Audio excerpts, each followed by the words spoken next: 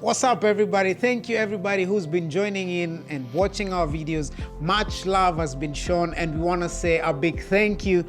If you haven't subscribed, please go subscribe on our channel, share our videos, because we're here to try and inspire, inform, and impact. So tonight, this day, we have a great story aligned for you. This is for all the people who come here. Maybe you never knew what you wanted to study. You want to change your career. You want to change your course.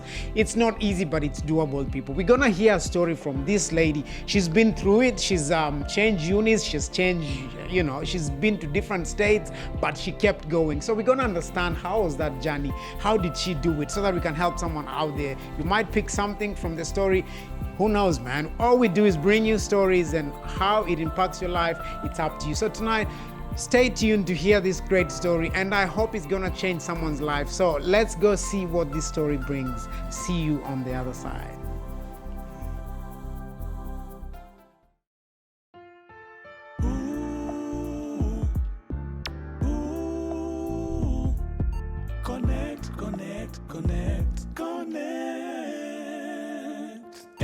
Everything in life is a process. Life is a journey. Life is a journey. Believe in the process. Everything in life comes together. Life is a journey. Life is a journey. Believe in the process. Yeah. Inspiring, informing, and impacting. This is The Connect.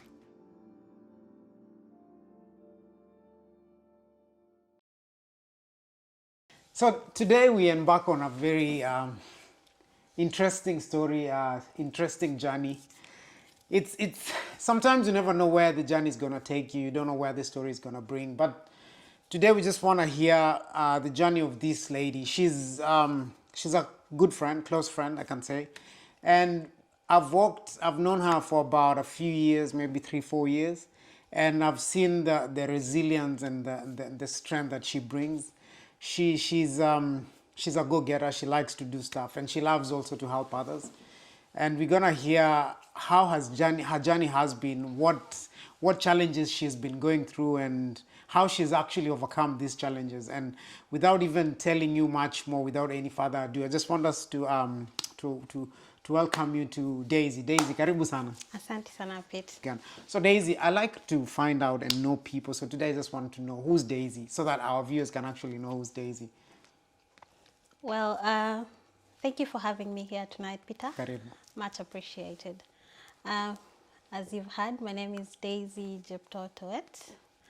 I'm 29 years old. A firstborn in a family of 5. I came to Australia in 2015, and here I am today. Wow. Firstborn. What's with firstborns anyway? I've met a few firstborns. I'm a firstborn. That's why I'm always, firstborn. 29 years old. Wow. So how did your journey begin? How did you even know about Australia? Because for me, that question actually comes to mind every time. Because for me, I didn't really know about Australia. It's one of those countries which it's not at the top of anyone's mind. So how did you know about Australia? Well, personally, I came to know about Australia, I think just when I was about to finish my bachelor's in hospitality. Oh, okay. So I had it through a family friend who came here, probably in 2012, I think. So while I was in my, second year or third year of my bachelor's, that's when he was doing his English exams to come here. So, well, back then it never hit me that I would take this path and come pursue my education here. So I started the journey in 2015. As I said, I knew about Australia through a family friend. So, and that's when I made the decision to come here, to come and pursue my studies. So what made that decision easy? What expectations, what was in your mind? What was going in your mind when you actually wanted to come and study in Australia? What expectations did you have? Well, I guess, well, that's very interesting, because I think initially I wouldn't say I was 100% sure whether I really wanted to come here, because first, this is a very big decision. Yeah. Because being the eldest, you would love to see your siblings grow and being around your family. Yeah. So, and given that back in Kenya, I was in Eldoret and I come from Kabarnet. Yeah. That's in Baringo County. Yeah. So every other weekend I'd be going home so frequently. So in a month I'd be going home, say, 2 or 3 times in a month. Wow. So I could see my family very often. So, Yeah. well, I knew once I'm here, that's not gonna be possible. Yeah. It's obviously not practical. Wow. But I guess the fact that I wanted something different, I wanted to grow myself and as a result help my siblings also achieve their dreams in one way or another. Yeah. Yes. Awesome. Wow. So much aspiration, so much expectation, so much. So after making the decision, what did you come to study in Australia? Well, as I mentioned before, I did a bachelor's in hotel and hospitality management, and that's where my passion is. If you know me, and food, we're one thing. Like this. I like feeding people. So, initially, so before you come here, personally, I went through an agent in Nairobi. So I knew I wanted to pursue something in hospitality. Yeah. So that's how I approached the agent and I said, hey, my bachelor's is in hospitality and that's what I want to pursue. So I got there and they went through the courses and I'm like, there's nothing on a master's level in hospitality. So I was like, whoa. So when a chakula yako out the door. Well, it is, like chances ilikuwa very minimal. Yeah. So, the next question would have been, so what's the next thing? And she said, probably a master's in marketing. Wow. Had you ever thought of doing marketing before? Well, given that I did hotel and hospitality management, you're kind of trained to be a manager. Okay. And in a hotel, it has different sections. Yes. So there's the production, there's the service, there's the housekeeping, there's the front office. So it's like a big organization with different sections, I'd say. Yeah. So I had an idea of what marketing is. Yeah. And I don't think I ever envisioned myself as a marketer, unless as an entrepreneur. Marketing your business. Marketing my business, but not working for someone as a marketer. Wow. I knew what it entailed, but this is the notion I had about marketers. Yeah. If you're born and raised in Kenya, when you walk into a supermarket, you will meet people, selling these stuff. Salespeople, Lifebuoy, like, you know, those sales ladies. Selling products at the entrance of the... So that put you off with marketing. Exactly. So I knew my friends who would probably, when those salespeople,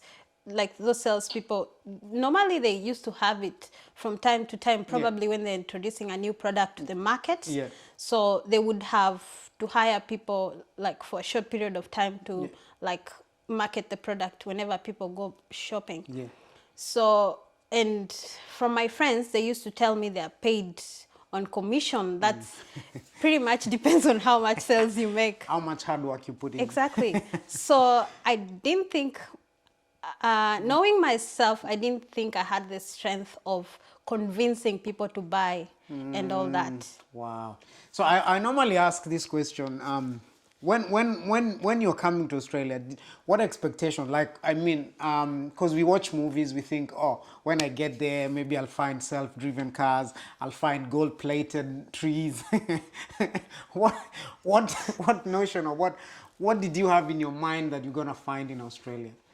Nilinigonga kwanza kwa airport ni weather. Oh, did you come in winter or summer? I came in the middle of winter. Was it? Yeah, the middle of winter, because I came in July. That's a hard one, yeah. I came in July. Yeah. So initially, you know, in Kenya sometimes, back then, we really relied on what people tell you. Yes. Like, Peter, uko weather? Nikaa tu ya Nairobi. Yeah. So me knew, well, the weather is just like hapa ya Nairobi. That's what my cousin told me. Yeah. So I came I remember I had a trench coat, but ilikuwa 3/4. Yeah. And for those who've been to Melbourne Airport during winter, maze, Kabaridi kanachapa. Yep. kanachuna, acha kuchapa. Yeah. So, nilishuka, and I was like, good heavens. Where Welcome. did I take myself? Aya, nikaanza kufikiria. I only had 2 pairs of socks. What? 2 pairs of socks to go winter. Yep. So I started worrying about how I'm going to keep myself warm. But I had a few trench coats, but obviously not warm enough because you've got to put a few layers of clothes. Yeah. So I think that's the first thing that hit me. So maybe did you get information about the weather, how to dress and everything? Maybe you can help someone out there who's trying to come to Melbourne. Some pointers when you're migrating or coming to Australia.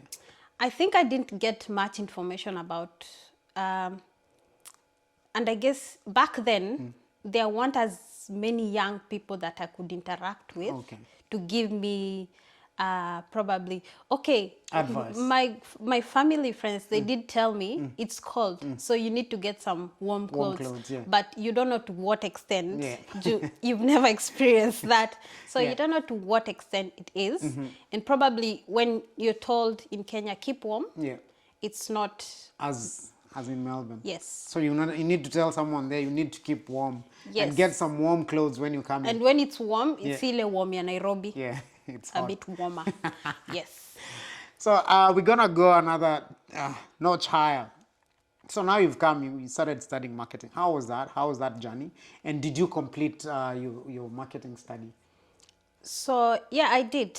I did complete my master's in marketing and actually graduated. Congratulations. Thank you. How was that journey? I'd say ilikuwa ngumu because you first had to adjust yourself. The way schools are done here is slightly a bit different from the way they are in Kenya. But all through I felt supported in the sense that my lecturers were like, they're always willing, and they go a notch higher to assist you whenever you needed that support, especially, but you also need to ask, because you need to ask for you to get the assistance. So for me, my marketing class wasn't as big, so we would have up to maybe max 30, 40 students in a class. And I guess the communication as well. So you're given a unit guide of what is expected with assessments and everything. So at the beginning of the semester, you already know what to expect. So it's more about you organizing yourself to beat the deadlines. Yes. Cool. So with that journey, did it meet your expectation, the master's in marketing? I guess that's where, I guess towards the end of my degree, that's when I started thinking, I don't think this is honestly where I'd want to work. Because to start with, I don't think I was ready to be an entrepreneur then, in the sense that the capital to probably start up a business. And I also felt that I needed to sort of switch my career and do something that I'm more passionate about. When you were actually going to do marketing, did you get all the information you needed? For the marketing course? Yes, or even for you to, did they make you aware of how much or quicker will you get a job? What was there training, was there advice before you actually jumped that ship? I get what you're saying. So when you go seeking for advice in terms of, they are not career people to advise you on what to do. It's not like they will tell you, okay, when you go to the market, these are opportunities that are available for you. They're looking at, okay, you did a bachelor's in hospitality. What other courses can you do to merge up with what you've done? So it's not about... It's no more about... career progression and all that. Yes, exactly. So what does someone need to do so that you know where you need to go? You probably need to find out more about what are the opportunities available in that field. What are your strengths? Because sometimes you may put yourself into something that will actually will not go anywhere. Yes. So it's just more about piling up certificates for no apparent reason, and time flies. So we're gonna sip a drink. We continue with the journey.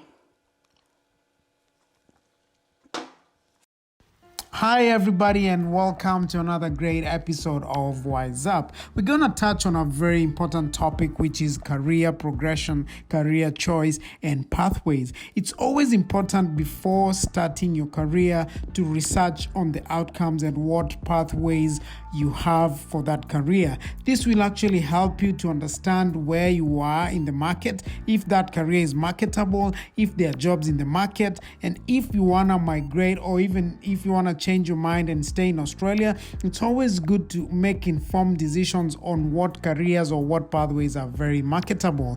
This is done way before you migrate so that you avoid a lot of heartaches, a lot of expenses, so that you actually focused on the career that brought you. And if you even want to travel or even go globally, it's always good to look globally, which is a career that is very marketable. Again, guys, it's always important to research before you get into any career to find out what are the outcomes. Thank you so much, guys, for watching. Thank you for always subscribing and watching our videos, and I shall catch you guys on the next episode of Wise Up. Going so well tonight. So here you are, Daisy, and you're trying to change careers and maybe get another course or get to another uni. How was that? Was it easy? It's not as easy as you may think. Yeah. And it's not as hard as long as you put your head to it. Yeah. And I guess in life, if you're determined to get something, you would definitely go for it. So I opted to go into social work. Okay. Someone would ask, from hospitality marketing into social work, how does it work? How does it all work together? How are you going to put all this together? That's so many certificates. Yeah, this is my reasoning to it. So when I got to Australia, so I wanted to sort of work part-time just for my own savings and personal growth. Yeah.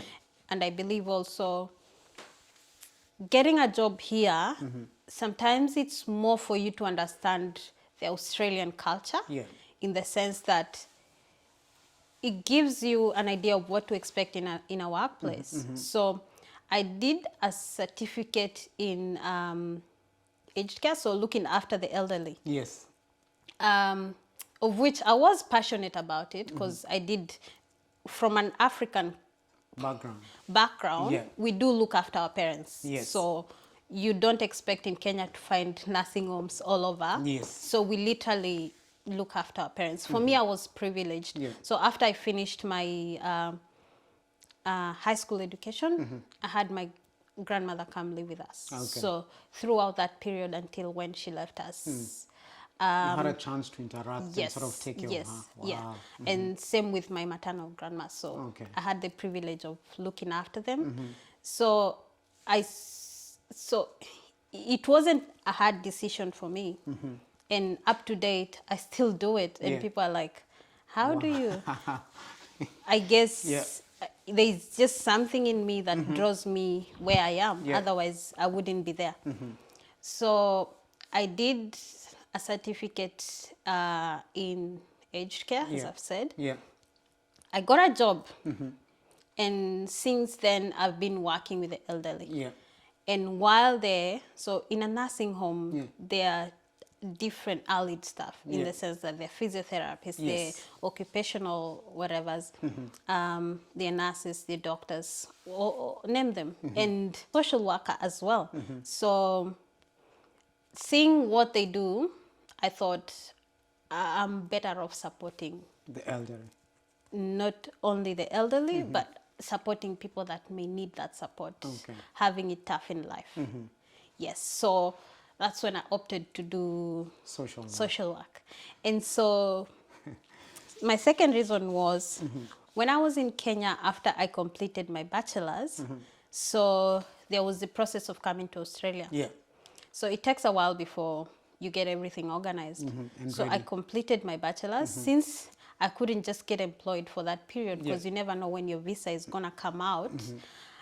So I decided to volunteer with the Kenya Red Cross Society. Yeah. So I did community services with them. So we would go into communities, do some outreach, help people who are suffering. Yeah. Jiga Infested. whatever. Yeah, we Amakale. get it, we get it. So, so I knew that's something that I would be able to do comfortably without stressing. So yeah, so the journey started. Went to the city, to some agent that I was recommended to by a friend. So that's when I said, okay, I want to do a master's in marketing. So it was more about which schools would take me in, given that I'm doing a graduate entry level. Is it actually social work, not Yeah, it's marketing? Did I say marketing? Yeah, you said marketing. That's So why it's still marketing part is of still- me. So she's still completed. So guys, just for you to understand, she's just completed a master's in marketing. So now she's changing careers. And I want us to understand very, very basic information. How do you change careers and what implication does it have and was it easy? So now we're actually going to the agent. So how was that? Did you get a uni straight away? Well, I think we did 2 applications or 1. Yeah. We did 2 applications. What do you need for the application for people maybe who are out there So wondering? you would definitely need your letter of completion from the previous uni. Okay. That is if you finished your studies. Your course, yes. Yes. Yes. So you would need a letter of completion from your, Uni? and if you also have a certificate, that would do. Yeah. And then you would need your passport, those personal, ID, identification personal documents, IDs. yes. You'll need a statement of purpose of why you want to switch from. Why you need to study. Exactly. So that's where my marketing did help me. I needed to sell myself. Yeah. So I went in vain. If you're dealing with an agent, they're usually very much straightforward. They tell you this is what you need. They'll give you a checklist of what they require. Yeah. So it's more about you putting them together. And there's also student health cover, international student health cover. Yes. You'll also need that. So I think that was just about it. So we applied for the school. Remember, my visa is about to expire. Yeah. And it's illegal to be here. Yes. If it's without not a valid. visa. Yes. And I'm also, like, time is not on my side. Yeah. I also need to complete for your own personal reasons. You just want to finish with studies at a certain age. Yes. So miaka inasonga. zinakimbia. So I got a response from one uni in South Australia. So that was the first response. Wait. You're going too quick for me right there. So people need to understand. So all this time you're studying in a state called Victoria. Victoria. Yes. So Victoria is one of the states in Australia. So, and then you got a uni in what state? South Australia. If you don't know geography or you don't know Australia, people, you need to understand that for you to come or move from Victoria to South Australia, it's an 8-hour drive by road, and it's I think 2 hours flight by air. So 1.5. wow, let's continue. This journey is getting interesting, people. I hope you're not going anywhere because the journey has just begun. So what was going on in your mind when you actually got that response? I think I was pretty chilled. Wow. I was unready. No panic, nothing. I didn't panic at all at that time. What made you not panic? I guess because I was more excited about going to school. Wow. Because for some people now, I think they'll be crying or jumping up and down and panicking and wondering, what am I going to do next? But here is a strong lady saying, nah. And remember, guys, class. Anyway, we're getting there. So you got the response. So what happened next? So when I got the response came with that. Classes would be fortnightly. So that means you go to class once in 2 weeks. So that means twice a month. So I guess it was some miscommunication of some sort that was communicated to me. I don't know where the mix-up came about, but anyway. So I said, okay, twice a month, that's manageable, because I knew, okay, I don't need to move to South Australia at this time. Probably I can do a semester, get myself organized, then probably for the second semester, I would probably consider moving to South Australia. Yes, there was. So, how are you getting to class? Wow. So initially I thought I would be driving, but then I thought to myself, just. Daisy, are you going to be driving for 8 hours and another 8 hours coming back? That is 16 hours. Yeah, I envisioned myself that I'd be able to do that at some point. I guess. Did you actually drive? No. So the first week I thought, oh, okay, I'll catch a flight. Ah, wow. Catching a flight to your class. This is another level, people. So after catching the flight, how was it in Adelaide? This is a new town now. How was that? Yes. How was that? So I first arrived, so my classes would be Wednesday, Thursdays. So when I say Wednesdays and Thursdays, that's a fully packed class. class. A full day, So full on. I think Tuesday I used to have Wednesday, 1 in the morning. So that would be 9 o'clock in the morning. And then have a break, then have 1 in the afternoon, and then break the following day would start at, sometimes depending, if I had a tutorial, I had to start at 9, but if I didn't have a tutorial, I would have a class at 11, then one at 1, and then the other at 4.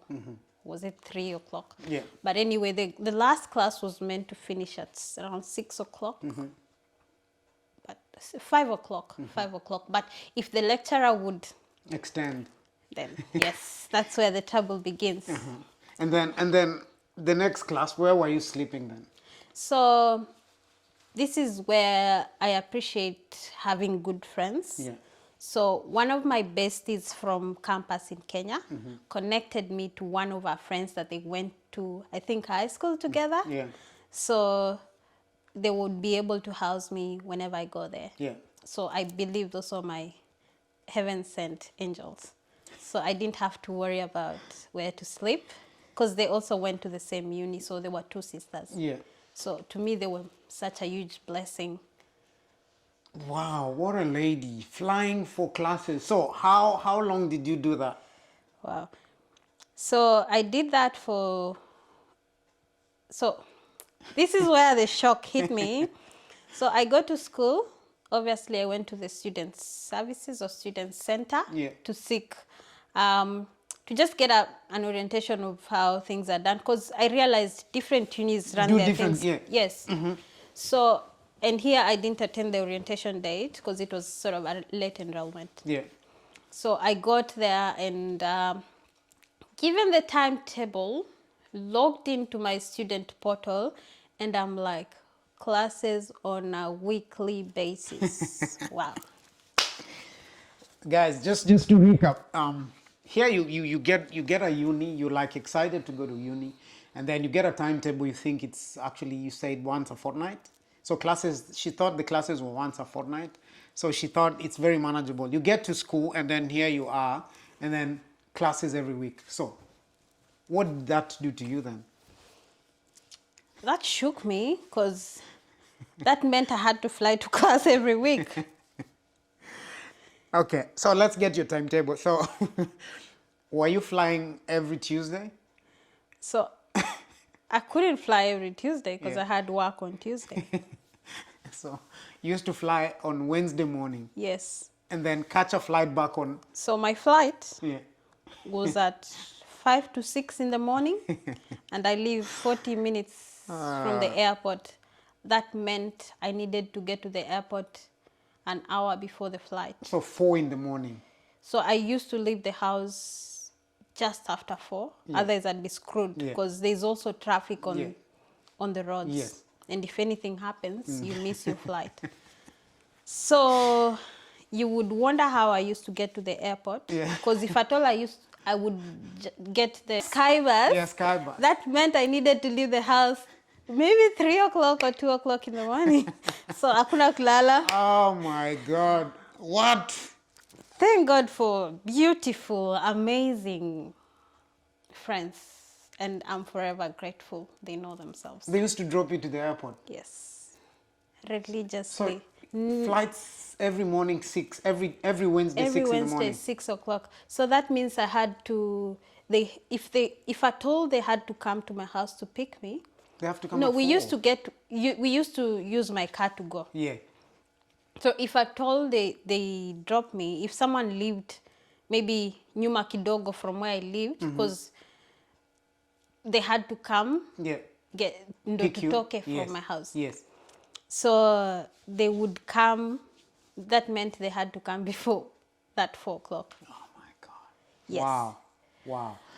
So how long did you do this? And what I want to understand now. So you said you were actually very strong. You're excited because you just wanted to go to school. But now you've hit your first hurdle. What did that do to you mentally? Now you have to fly to classes every week, every Wednesday morning. And then when did you come back, on Thursday or Friday? Thursday night? I had to come back on Thursday night because I had work on Friday. So Thursday night, and then you have to fly again the next week, Wednesday morning. What did that do to you? It was, I think at the beginning, I didn't feel the impact. But as I progressed, that's when you feel the impact. And I think what made my journey even more difficult or challenging was like this one particular day.